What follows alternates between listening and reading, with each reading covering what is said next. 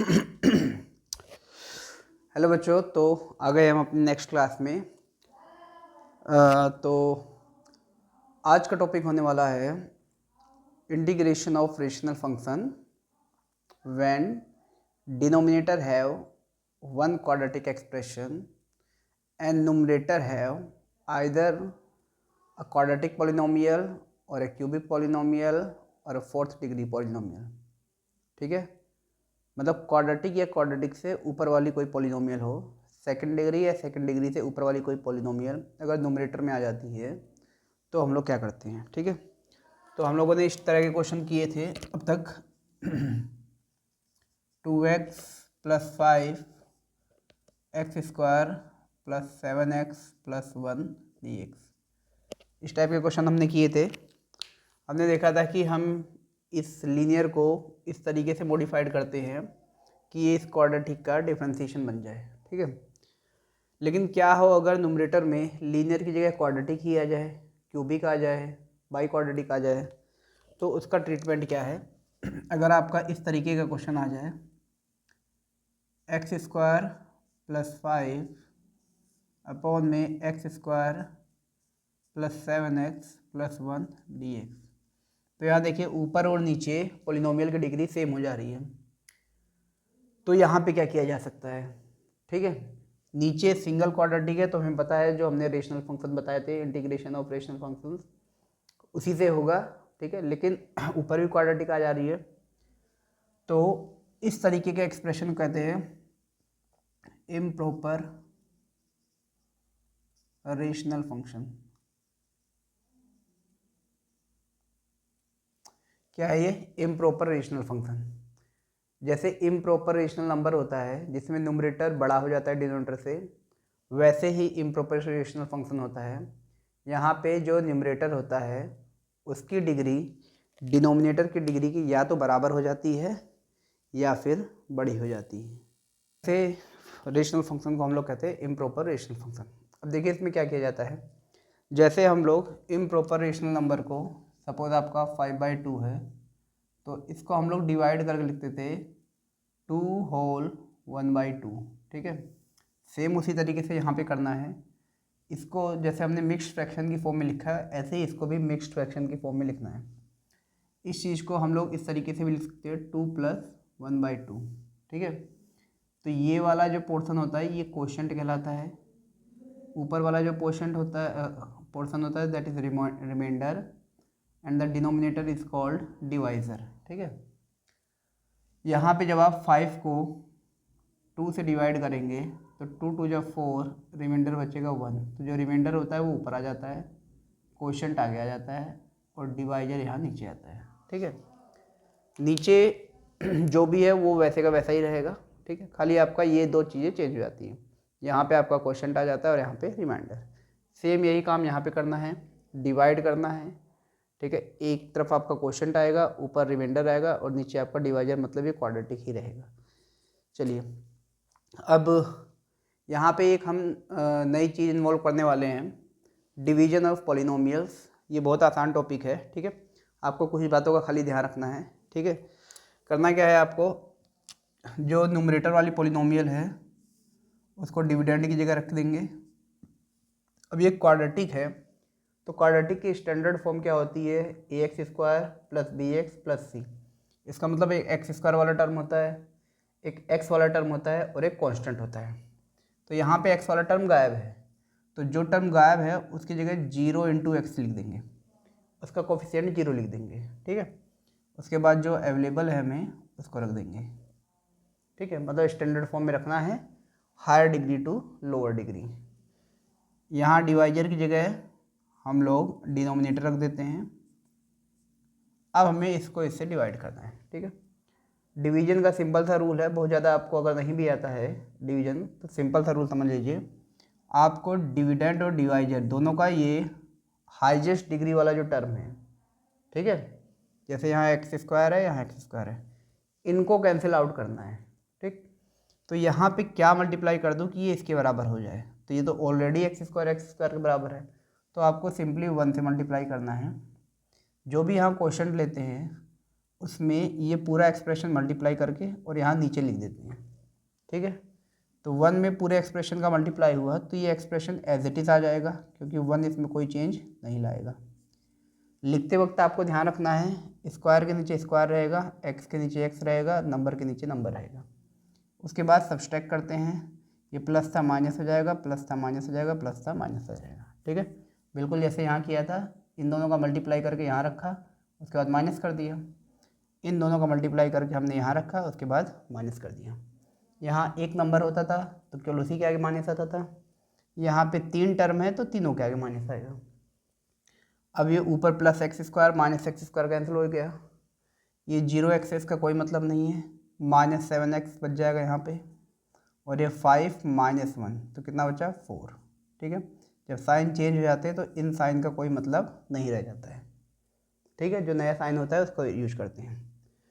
अब यहाँ पे देखिए आपकी पॉलिनोमियल की डिग्री क्या हो गई 1, और यहाँ पॉलिनोमियल की डिग्री हो गई 2, तो अब आगे डिवीजन नहीं होगा। ये बिल्कुल वैसे है जैसे यहाँ पे आपका रिमाइंडर डिवाइजर से छोटा आ जाता था तो हम लोग रुक जाते थे, ऐसे यहाँ पे पॉलिनोमियल की डिग्री अगर डिवाइजर की डिग्री से छोटी आ जाती है तो हम लोग रुक जाते हैं।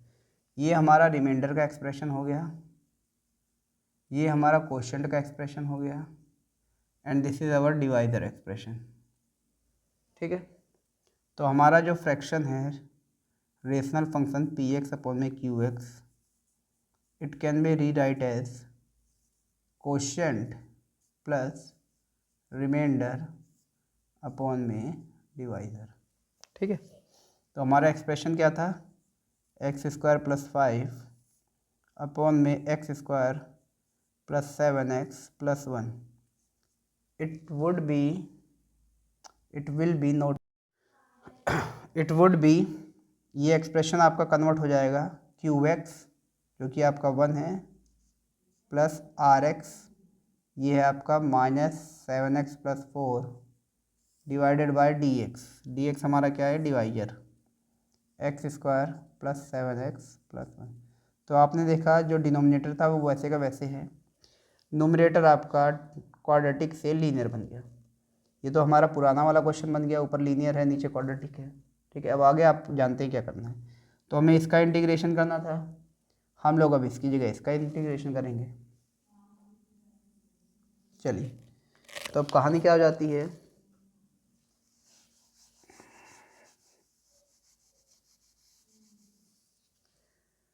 तो अब हमारे पास 2 टर्म आ गए हैं, एक है 1, इसको अलग कर लेते हैं, और दूसरा है -7x प्लस 4 अपॉन में x square plus 7x plus 1 dx। इसका इंटीग्रेशन भली बात ही आपको पता है, 1 कांस्टेंट है, कांस्टेंट का इंटीग्रेशन x आ जाता है, प्लस इसके साथ हमें क्या करना है, हमें न्यूमरेटर के पॉलिनोमियल को ऐसा बनाना है कि वो डिनोमिनेटर की डेरिवेटिव नज़र आए, ठीक है।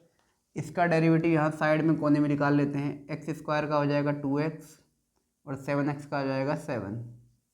तो हमें न्यूमरेटर में ये चाहिए, लेकिन हमें कुछ और मिल रहा है, तो कोई दिक्कत नहीं है, यहाँ से -7 बाहर ले लो, ठीक है। अब आ गया x, लेकिन यहाँ पे -7 था नहीं, तो जहाँ पे नहीं होता है वहाँ पे हम लोग डिवाइड कर देते हैं, ठीक है। ये कॉमन लेने का रूल है, कॉमन ज़रूरी नहीं है वो नंबर हो तभी लिया जा सकता है, अगर वो नहीं भी है तो भी आप कॉमन ले सकते हैं, बस जहाँ पे वो है वहाँ से गायब हो जाएगा, जहाँ नहीं है वहाँ पे डिवाइड में आ जाएगा।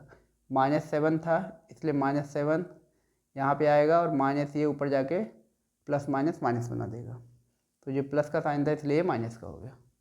चलिए, हमें x मिल गया, लेकिन हमें तो 2x चाहिए, तो कोई समस्या नहीं है, इस पूरे एक्सप्रेशन को 2 से डिवाइड और 2 से मल्टीप्लाई कर दो, ठीक है। तो ये हो गया आपका x square plus 7x plus 1 x plus, तो ये 2 अंदर जाएगा और ये -7/2 इसको बाहर ले लो, तो ये -7/2 बाहर आ जाएगा, ये अंदर जाके बन जाएगा आपका 2x, और ये अंदर मल्टीप्लाई होगा तो 4 2 जा 8 बाई 7 बॉन में x square plus 7x plus 1, ठीक है। हमें 2x मिल गया, 7 और चाहिए, नहीं है 7, कोई दिक्कत नहीं है, 7 ऐड कर दो, 7 सब्सट्रैक्ट कर दो, अब ये दोनों मिलके हमें जो भी रिक्वायर्ड एक्सप्रेशन है वो दे रहे हैं, ठीक है। तो इन दोनों को अलग कर लो, इन नंबर्स को अलग कर लो, तो ये हो जाएगा x माइनस 7/2। एक एक्सप्रेशन आपका बन जाएगा 2x + 7 अपॉन में x² + 7x + 1, और इन दोनों नंबरों को मिला के अलग कर लेंगे, ये अपना अलग घर बना लेंगे, तो ये बन जाएगा प्लस इंटीग्रेशन ऑफ -8/7 - 7 अपॉन में x² + 7x + 1 dx। समझ आया? ये दो मियाँ बीवी अलग हो गए और ये दो मियाँ बीवी अलग हो गए, इन दोनों ने अपना दो अलग अलग घर बना लिया, ठीक है। डिनोमिनेटर दोनों के साथ जाएगा। बात समझ आ गई? चल, तो अब क्या करना है, ये आपका न्यूमरेटर सीधा सीधा डिनोमिनेटर का डेरिवेटिव है, तो इसको टी पुट कर देंगे। ये आपका ऊपर नंबर है और नीचे आपका क्वाड्रेटिक है, इसका सीधा सीधा फॉर्मूला बन जाता है बाय कंप्लीटिंग स्क्वायर मेथड से। तो यहाँ पे इसको I1 मान लेंगे, इसको I2 मान लेंगे। I1 I2 को अलग अलग फाइंड आउट कर लेंगे। I1 आपको निकालना है 2x + 7 x² + 7x + 1 dx, ठीक है। डिनोमिनेटर को t मान लेंगे, x² + 7x + 1, इसको डिफ्रेंशिएट करेंगे तो आ जाएगा हमारा 2x + 7 dx, ठीक है।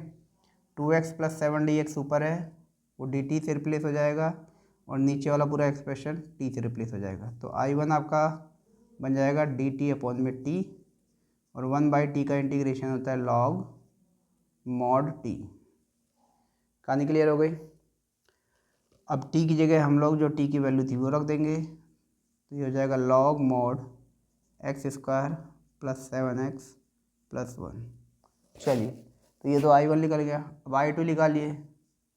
I2 आपका हो जाएगा, इन दोनों को ऐड करोगे 7 7 जा 49, और 49 + 8 कितना हो जाएगा 57।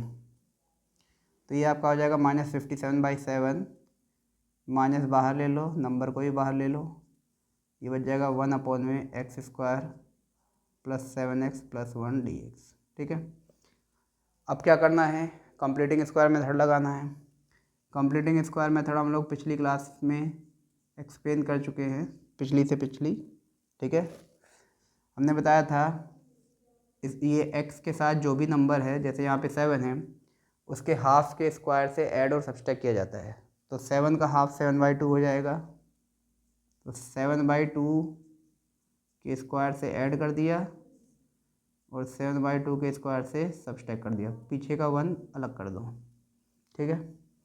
ये आगे के तीनों मिलके a + b का होल स्क्वायर बना लेते हैं, और ये आपका नंबर -57/7 इंटीग्रेशन, ये बन जाएगा आपका a, b की जगह 7/2 का होल स्क्वायर, और ये नंबर आपका हो जाएगा 7 का स्क्वायर हो जाएगा 49, 2 का स्क्वायर हो जाएगा 4, 49 में से 4 गया तो बचा आपका 45/4, ठीक है।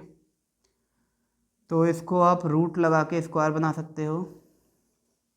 तो ये आपका एक्सप्रेशन आ गया 1 अपॉन में x² - a²।